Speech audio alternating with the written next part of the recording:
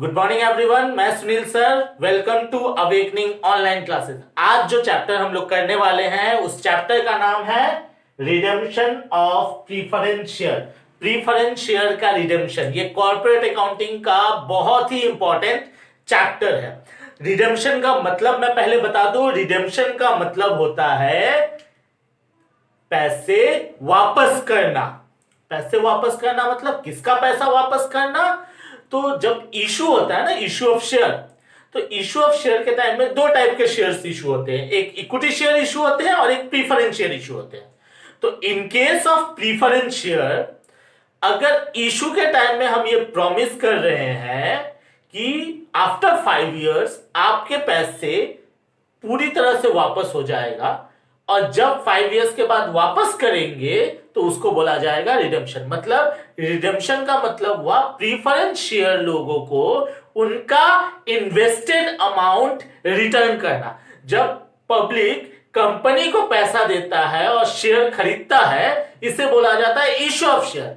लेकिन जब company public का पैसा वापस करता है in case of preference share, then it is called redemption of preference share। तो हम लोग आइए उसी को देखते हैं, उसी को सीखते हैं। तो रिडेम्पशन ऑफ प्रीफरेंस शेयर मतलब प्रीफरेंस शेयर का पैसा वापस करना। ओके, अभी देखते हैं मोड ऑफ रिडेम्पशन। ये रिडेम्पशन होता कैसे है? तो दो तरीका है रिडेम्पशन करने का, पब्लिक का पैसा वापस करने का। एक है आउट ऑफ प्रॉफिट्स, मतलब अगर 2 लाख का प्रीफरेंस शेयर है तो 2 लाख रुपया पब्लिक को वापस करेंगे, और ये 2 लाख का जो अमाउंट है ना, इसको हम लोग प्रॉफिट से एडजस्ट करेंगे। That means reserve and surplus से एडजस्ट करेंगे। प्रॉफिट का मतलब हुआ रिजर्व एंड सरप्लस से एडजस्ट करना, जो 2 लाख रुपया वापस कर रहे हैं। और इसके लिए हम लोग क्या करेंगे, 2 लाख रुपए का CRR अकाउंट बनाएंगे। CRR का फुल फॉर्म होता है capital redemption reserve account. CRR account, capital redemption reserve account. मतलब अगर 2 लाख का शेयर रिडीम हो रहा है, पब्लिक का को वापस कर रहे हैं, तो 2 लाख का CRR अकाउंट बनाएंगे। वो भी कब बनाएंगे? अगर रिडेम्पशन आउट ऑफ प्रॉफिट हो रहा होगा। अभी दूसरा सिचुएशन क्या है? Out of new issue of share, नया शेयर इशू करके। जैसे 2 लाख रुपए का प्रीफरेंस शेयर को उनका पैसा अगर वापस कर रहे हैं, तो 2 लाख रुपया कहां से एडजस्ट करेंगे? तो 2 लाख रुपया हम लोग एडजस्ट करेंगे नया शेयर मार्केट में इशू करके। वहां से इशू करेंगे, वहां से हमारा 2 लाख रुपया आएगा, उस 2 लाख से रिडेम्पशन कर देंगे। तो रिडेम्पशन का 2 तरीका हुआ। अच्छा, दूसरी बात, ये इशू किसका करेंगे? तो इक्विटी शेयर का भी इशू कर सकते हैं या फिर प्रीफरेंस शेयर को भी इशू कर सकते हैं। मतलब हमारा 2 तरीका हुआ रिडेम्पशन करने का, either out of profit, either out of issue of new share. आपको कैसे पता चलेगा क्या हो रहा है? तो क्वेश्चन में कुछ ना कुछ इंफॉर्मेशन, हिंट, लिंक कुछ भी दिया रहेगा, जिससे आपको पता चलेगा कि रिडेम्पशन कहां से हो रहा है, आउट ऑफ प्रॉफिट्स हो रहा है या फिर आउट ऑफ न्यू इशू हो रहा है। ठीक है, अभी एक तीसरा सिचुएशन भी है जो मैंने लिखा नहीं है। क्या तीसरा सिचुएशन है? कॉम्बिनेशन। मतलब कॉम्बिनेशन मतलब जैसे पहला वाला फिर से एक्सप्लेन करता हूं। अगर 2 लाख का शेयर रिडीम कर रहे हैं, रिडेम्पशन कर रहे हैं, तो 2 लाख का CRR अकाउंट बनाओ, हो गया आउट ऑफ प्रॉफिट्स। अगर 2 लाख का शेयर रिडीम कर रहे हैं प्रीफरेंस शेयर और 2 लाख का नया इशू कर दिया, तो हो गया आउट ऑफ न्यू इशू। लेकिन कभी कभी कंपनी मिक्स्ड पॉलिसी में जाता है। क्या? 1 लाख का आउट ऑफ प्रॉफिट कर देते हैं, 1 लाख का न्यू इशू कर देते हैं। मतलब 1 लाख प्रॉफिट से मतलब CRR बना लेते हैं और 1 लाख का मार्केट में नया शेयर बेच के पैसे ले आते हैं। तो 1 लाख यहां से, 1 लाख यहां से, हो गया 2 लाख।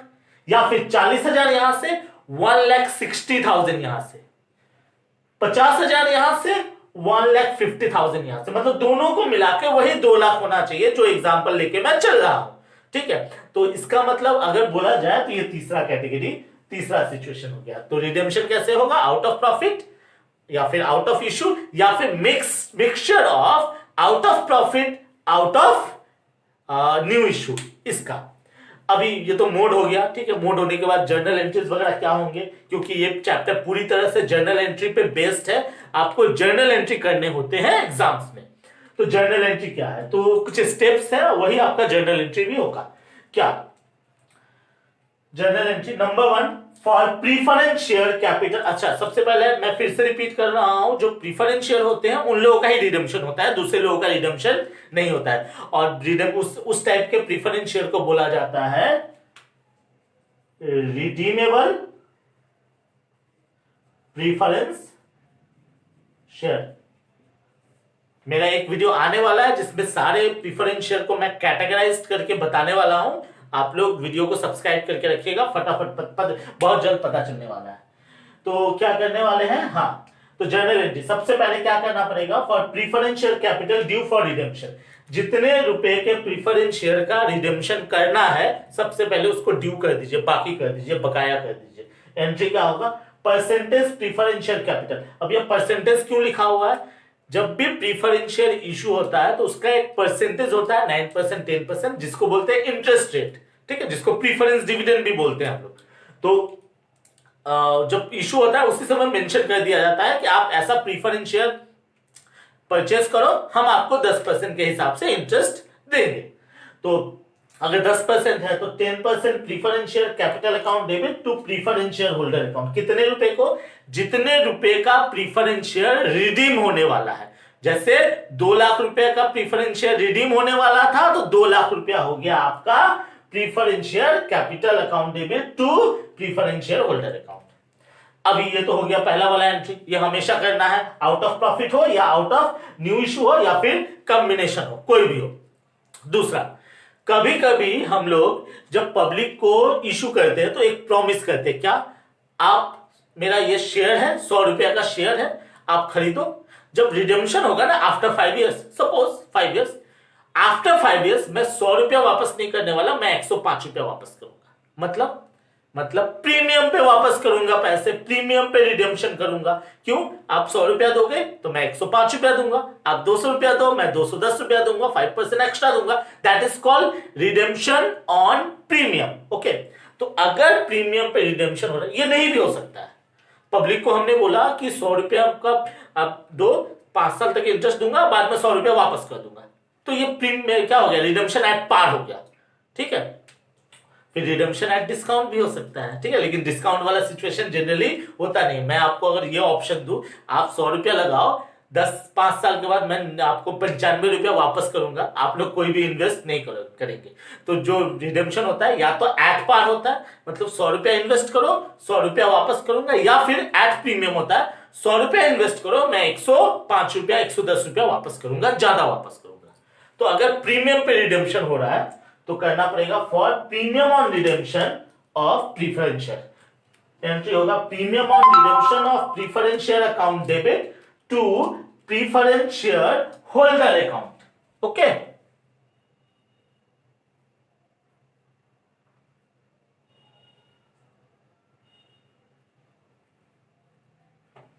चलिए, फिर ये प्रीमियम भी तो हमारा लॉस है, क्यों, एक्स्ट्रा पैसा पेमेंट करना पड़ा ना हमें। तो जब एक्स्ट्रा पैसा पेमेंट करना पड़ा तो इस प्रीमियम को भी एडजस्ट करना पड़ेगा, लॉस है। तो for adjustment of amount of premium, ये प्रीमियम को कहां से एडजस्ट करेंगे, तो सिक्योरिटीज प्रीमियम फर्स्ट प्रीफरेंस, याद रखना। हाँ, सबसे पहले हम लोगों को खोजना है कि सिक्योरिटीज प्रीमियम अकाउंट पहले से है कि नहीं, उसी से एडजस्ट करना है। तो इसलिए एंट्री होगा सिक्योरिटीज प्रीमियम अकाउंट डेबिट। अगर सिक्योरिटीज प्रीमियम में पैसा नहीं है तो सरप्लस अकाउंट से, प्रॉफिट एंड लॉस अकाउंट से। Okay, to premium on redemption, याद रखना। सपोज करो प्रीमियम ऑन रिडेम्पशन 50,000 का हुआ, अभी आपके पास सिक्योरिटीज प्रीमियम 50,000 है या उससे ज्यादा है, तो आराम से securities premium account debit to premium on redemption हो जाएगा।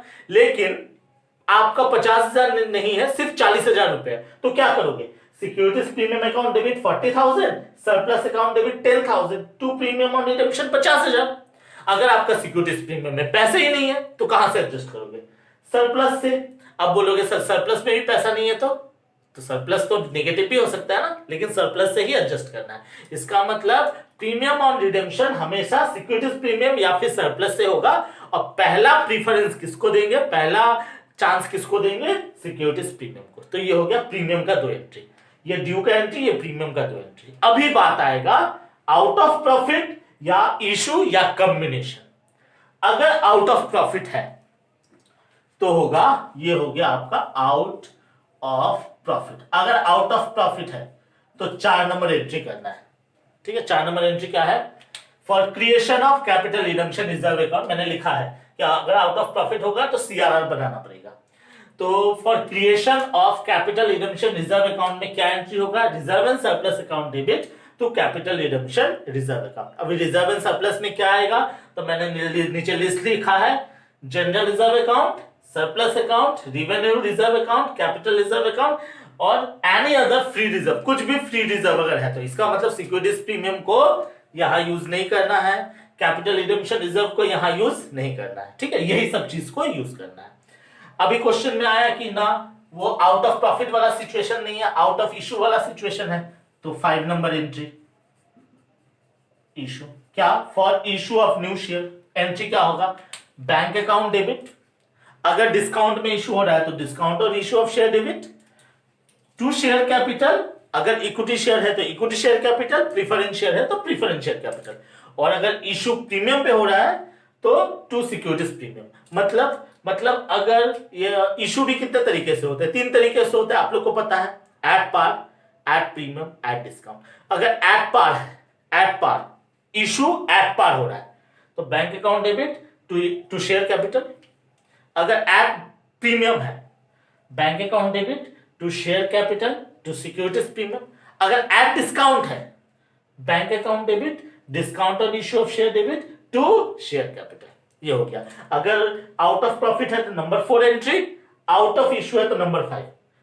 अगर कॉम्बिनेशन है तो दोनों, ये भी करना है, ये भी करना है। जैसे मैंने वो जो एग्जांपल लिया था 2 लाख वाला, ठीक है, अगर मान लो पूरी तरह से आउट ऑफ प्रॉफिट है तो 2 लाख का सीआरआर बनेगा। अगर आउट ऑफ न्यू इशू है तो 2 लाख का इशू होगा, ये वाला एंट्री नहीं करना है। अगर 1 लाख का प्रॉफिट से, 1 लाख का इशू से, तो 1 लाख का सीआरआर बनेगा और 1 लाख का नया इशू होगा। ठीक, तो एंट्री तो कर लिया। अब बेचारा प्रेफरेंशियल होल्डर्स लोग तो बैठा हुआ है झोली फैला के कि भैया पैसे तो दो। For payment to preferential holder account debit to bank account. तो ये 6 एंट्री में ही काम खत्म होता है बेसिकली। और भी एंट्रीज वगैरह है तो वो मैं पार्ट 2 में आऊंगा। आज मैं बेसिक्स बता रहा हूं, ठीक है, बेसिक्स में इसका बता रहा हूं। तो ये बेसिक्स को क्लियर करने के लिए थोड़ा सा मैं एक एग्जांपल लेके आता हूं, ठीक है। आप लोगों के लिए मैं थोड़ा सा मिटाता हूं, आप लोग स्क्रीनशॉट लेके इसको कॉपी कर लेना और मैं नेक्स्ट क्वेश्चन, मैं कुछ क्वेश्चंस लिखता हूं और करवाता हूं, ठीक है। स्क्रीनशॉट ले लीजिएगा। तो चलो स्टार्ट करते हैं। मैंने एक क्वेश्चन लिया है, बोर्ड पे आप लोगों को दिख रहा होगा, मैं इसको सॉल्व करता हूं। तो ये हम लोग जो नॉर्मल सा जर्नल का फॉर्मेट में करेंगे। तो मैं लिख रहा हूं बीएस लिमिटेड, कौन सा कंपनी है? तो बीएस लिमिटेड है, जर्नल करने बना लिया। अभी क्या बोला होगा जरा क्वेश्चन को पढ़ लेते हैं और चेक करना पड़ेगा ना हम लोग का, क्योंकि 3 सिचुएशन था। क्या सिचुएशन था? सिचुएशन था out of profit, out of new issue और combination of profit and new issue. तो बोला है the BS limited of, sorry, the balance sheet of ML limited, sorry ये एमएल लिमिटेड है, ML limited as on 31st March 15 includes the following information. 5000 equity shares of ₹100 each, 5 lakh रुपए का equity shares है। 1000 8% preference share of ₹100 each, 1000 piece preference share है 100 रुपया करके, तो 1 लाख रुपया, 8% उसका नाम है। और रिजर्व एंड सरप्लस में ये बैलेंस है। और बोला है the directors decide to redeem preference share at a discount, sorry ये मैंने मिस्टेक लिख दिया, एट ए प्रीमियम, सॉरी, हाँ, क्योंकि डिस्काउंट पे रिडेम्पशन नहीं होता है। At a premium of 10% out of number A profit, number B out of new issue of share, equity share, and number C out of 60,000 out of profit and 40,000 out of new issue। मतलब एक ही question में मैं तीनों situation समझा रहा हूं। तो पहले फर्स्ट वाला एंट्री क्या था, मैंने, आप लोगों ने तो कॉपी कर लिया होगा, तो था 8% preference share capital account debit to बहुत गर्मी है आज, to preference share holder account. कितना हुआ? कितने रुपए का था? तो ये आपका 1 लाख रुपए का था। आप 1 लाख रुपया दिखा दो।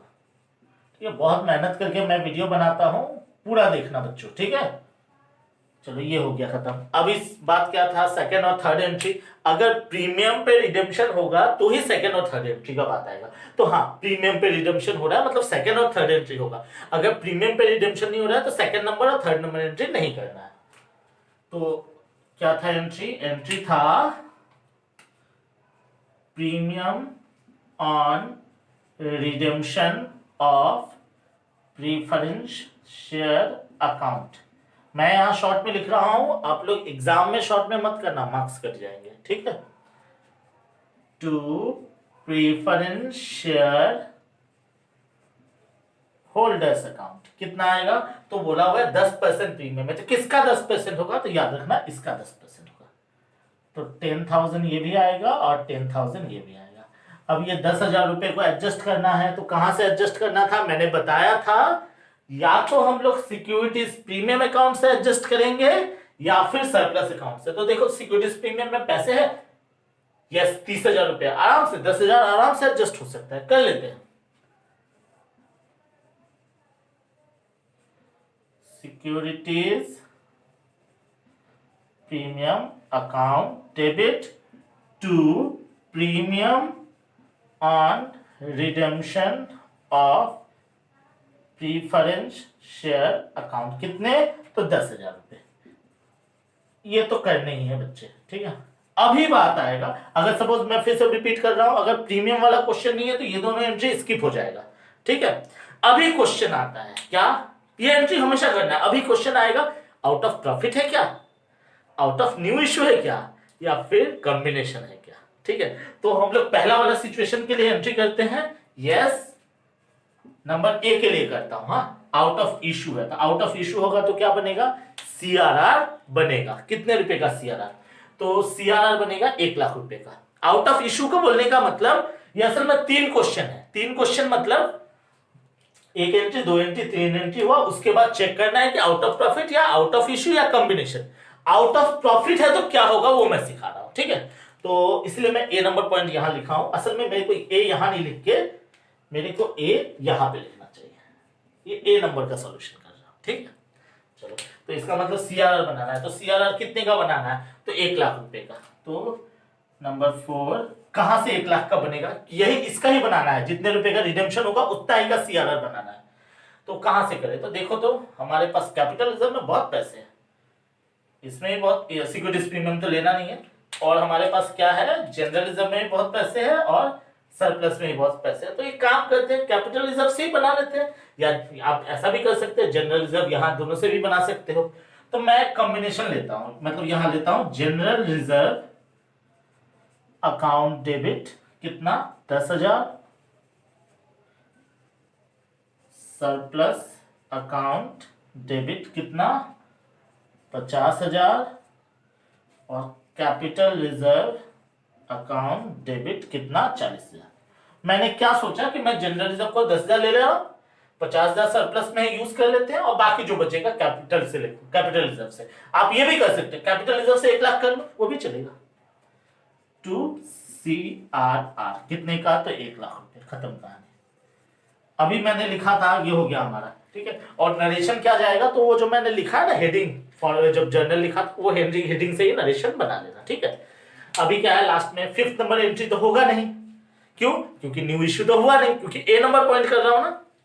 लास्ट में क्या करना है? पेमेंट कर देना है। तो preference share holders account debit to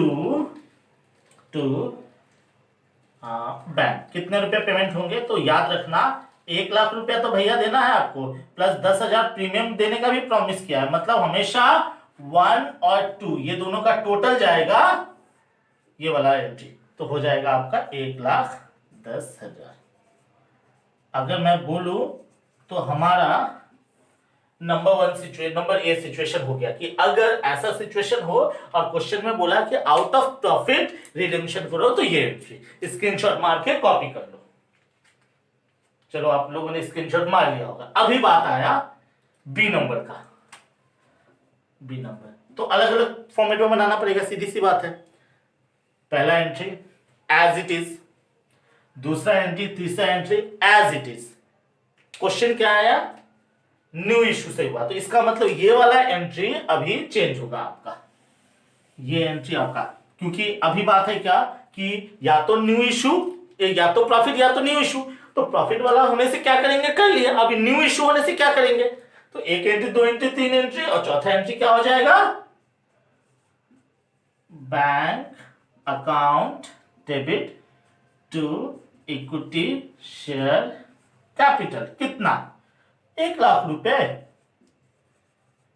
क्यों? 1 लाख का ही तो रिडेम्पशन हुआ है। कितना? अच्छा, कितने रुपए वाले? तो जो रेट का पहले से था वही रेट का ही इशू होता है। तो 1000 इंटू 100, ठीक है, ये हो गया आपका इशू। उसके बाद पेमेंट कर दिए, खत्म। पॉइंट नंबर बी खत्म। मतलब अगर आउट ऑफ इशू है तो first, second, third entry same, last entry same, बीच में खाली ये वाला चेंज होगा। ओके, ये हो गया नंबर बी। हट जा रहा हूं, स्क्रीनशॉट मार के इसको फिर अलग फॉर्मेट में कॉपी करो। ए को अलग फॉर्मेट में करो, बी को अलग फॉर्मेट करो। स्क्रीनशॉट मार लिया होगा आप लोगों ने। अभी चलते हैं थर्ड सिचुएशन। थर्ड सिचुएशन में बोला हुआ है 60,000 प्रॉफिट से 40,000 न्यू इश्यू से। मतलब है, इसको मैं पहले करता हूं सी। मतलब आपको रिडेम्पशन करना है, 1 लाख रुपए का प्रेफरेंशियल है, रिडीम कीजिए, बहुत अच्छी बात है। लेकिन 60,000 प्रॉफिट से कीजिए, 40,000 न्यू इश्यू से कीजिए। कॉम्बिनेशन आ गया। मतलब फर्स्ट वाला entry as it is, second third as it is. अभी सीआरआर भी बनाना है, इशू भी करना है। मतलब 4 नंबर एंट्री होगा। क्या सीआरआर बनाए? कहां से बना दूं मैं? सरप्लस अकाउंट से बना दे रहा हूं। क्यों नहीं?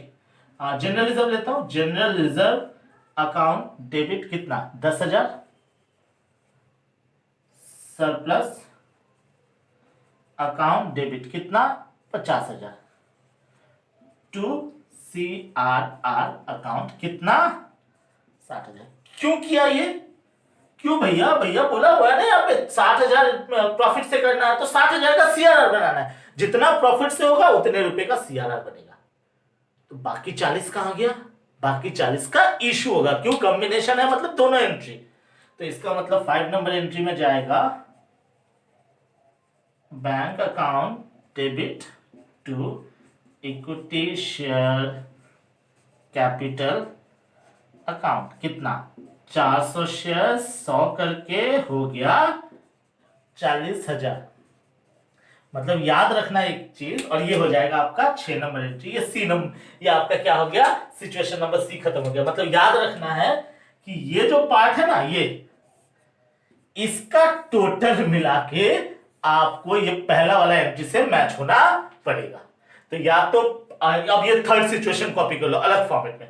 तो या तो आउट ऑफ प्रॉफिट होगा तो 1 लाख का सीआरआर बनेगा, आउट ऑफ न्यू इशू हुआ तो 1 लाख का नया शेयर इशू होगा, और अगर 60,000 का प्रॉफिट और 60,000 का न्यू इशू हुआ तो 60,000 का सीआरआर और 60,000 का इशू भी होगा।